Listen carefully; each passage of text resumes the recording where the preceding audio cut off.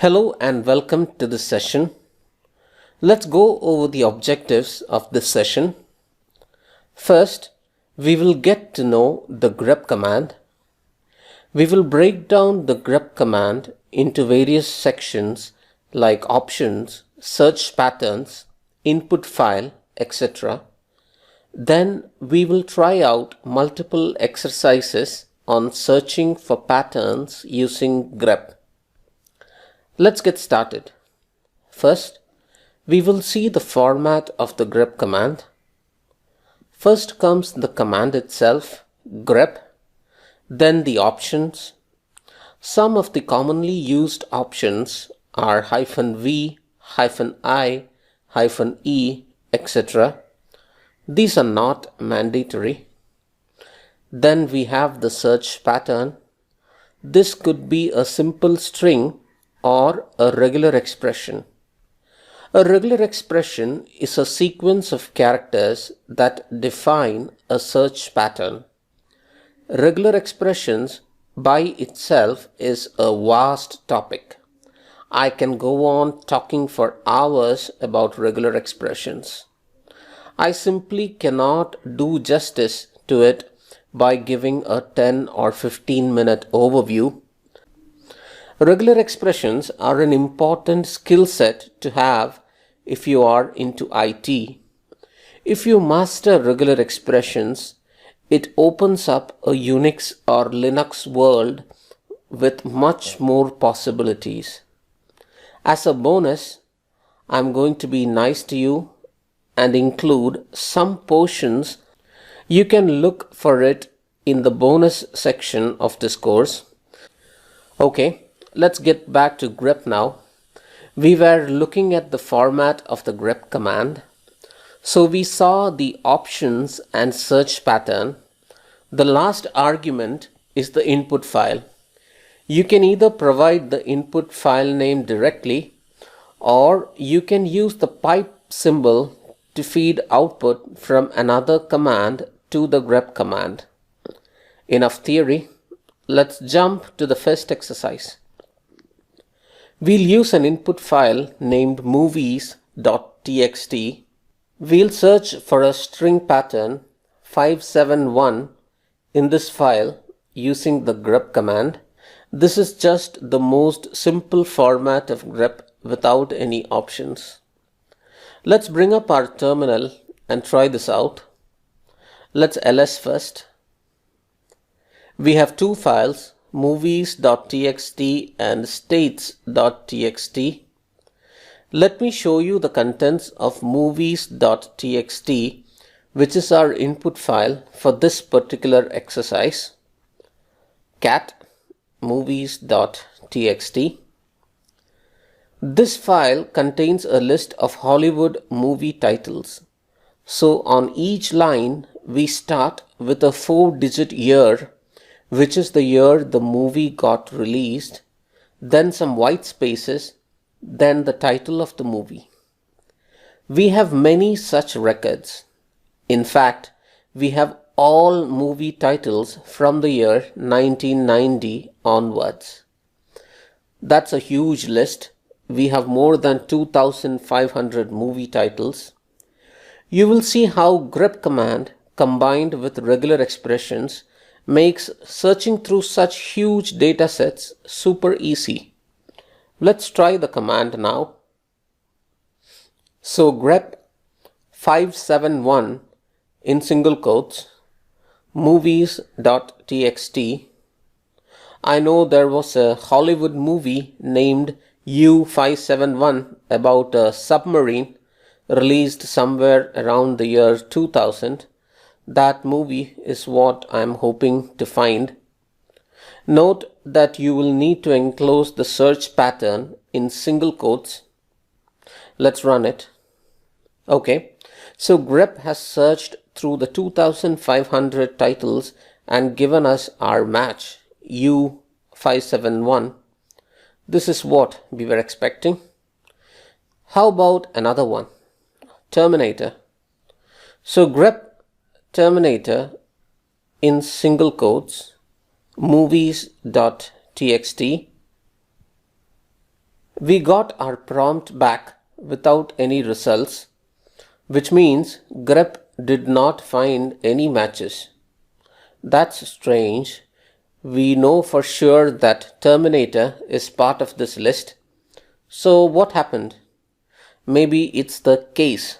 So grep does a case sensitive match by default. What if the T in Terminator is capitalized in the list? We can ask grep to ignore case while searching. This brings us to exercise number 2. So here we start with grep. Then for options, we give the -i option. -i instructs grep to ignore case while searching.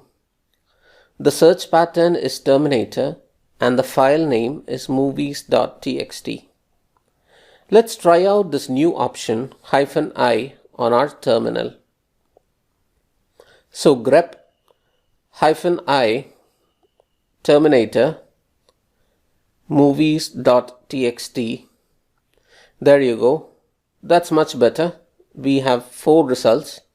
Note how grep highlights the matched portion of the lines in red. The search patterns that we used for the 2 exercises so far are simple strings. One was 571 and another was Terminator. Now let's try giving some regular expressions as the search pattern. I'm going to assume that you know what regular expressions are. I have already told you how to learn more about regular expressions a couple of minutes back in this same session. So let's move to exercise number 3. So the format is almost the same. You just give the regular expression as the search pattern. This regular expression pattern is to get all movie titles which end in the numeral character 4. So let's try it out on our terminal. So grep, the regex pattern and the file name. Okay, so we have our matches. It is mostly movies which have a part 4 to it. Paranormal Activity part 4, Scream part 4, etc. So that's how you search for regular expression patterns using grep. Let's move to exercise number 4. Now there is a standard called POSIX, P-O-S-I-X, that is followed for regular expressions. We have a basic feature set as well as an extended feature set in POSIX standard regular expressions. Grep uses only the basic feature set as default. If you want to use the extended feature set of regular expressions, you can use the -e option. Please note that it is uppercase E. This particular regular expression searches for all movies that only have a single word in its title, and it should have got released in 2014. So you start to see how versatile regular expressions are. You can search for really complex patterns using regular expressions. Let's try it out on our terminal. So grep -uppercase E, the regex pattern and the file name. Okay, so these are the movies that got released in 2014 and have only one word in their title. Let's move on to our next exercise, exercise number 5. This is a simple one.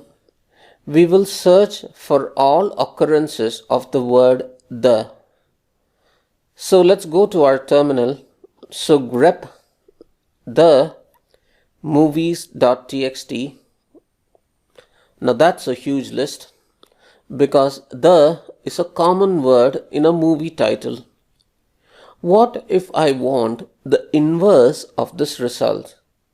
That is, what if I want to get all movies which do not have the word the in their title? grep provides you an easy way to do this, which brings us to our next exercise, exercise number 6. Here we look at the -v option. -v inverts the matches, that is, it gives you the inverse of the results. So in this particular command invocation, it will return all the movies which do not have the word "the" in their title. Let's try it out. Grep -v the movies.txt. Well, that's a huge list too. But note this movie, Nuns on the Run. It contains a "the." So we are not supposed to see that in our results, right? That's because grep did a case-sensitive match. Let's add the -i option and retry. So grep -vi the movies.txt. Okay, this list looks correct. No more "the" irrespective of uppercase, lowercase. Let's move to the next exercise, exercise number 7. Grep can work on multiple files at once. This exercise demonstrates this particular capability of grep. So here we have two input files, movies.txt and states.txt. We'll search for the string Texas in both these files. Let's go to our terminal. Let's look at the contents of the file states.txt. So cat states.txt. This is a simple text file that contains the names of all 50 states in the USA, one on each line.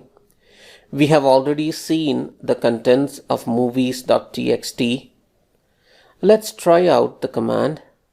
So grep Texas movies.txt states.txt. You can give as many file names as you want here. So we have our matches. Note that at the beginning of the line, in purple color, it shows the name of the file in which the match was found. So we have 4 matches in total. The first 3 matches were from the file movies.txt and the last match was from the file states.txt. So that's how you can search multiple files at one shot with grep. Let's now move to our next exercise, exercise number 8. Here we learn a new option, -n. So -n will display the line number of the original file where this pattern was found. Let's try it out. Grep -n Texas movies.txt. At the beginning of each line, you can see the line number displayed in green. So that's a pretty useful feature, especially when you are searching through source code files. Let's now move to our next exercise, exercise number 9. Here we learn a new option, -l. -l option can be useful when you are searching through multiple files at one shot. So what this option does is, it does not show you all the matches. Instead, it simply shows you the file names that contain at least one match. So let's try it out.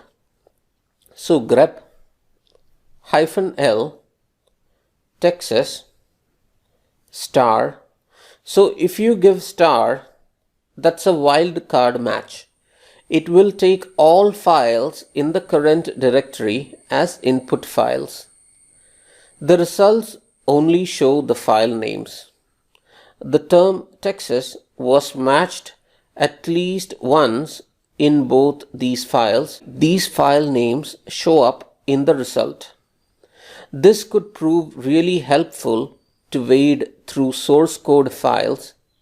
For example, if you want to search through a list of, say, 100 C++ files in the current directory that have hard-coded numbers in them, you can easily use a regular expression along with the -l option to get the list of file names that meet this condition. So that was our last exercise for grep. Try playing around with the options that you have learned so far. Let's summarize what we learned in this session.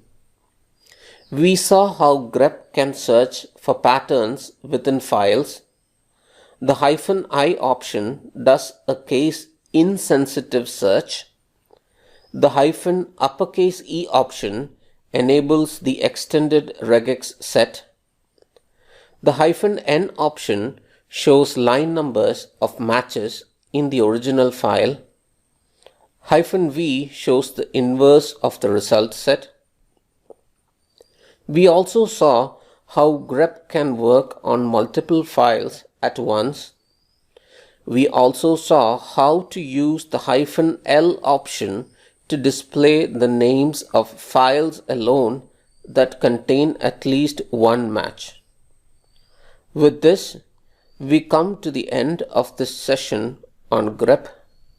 Let's move on to the next session now.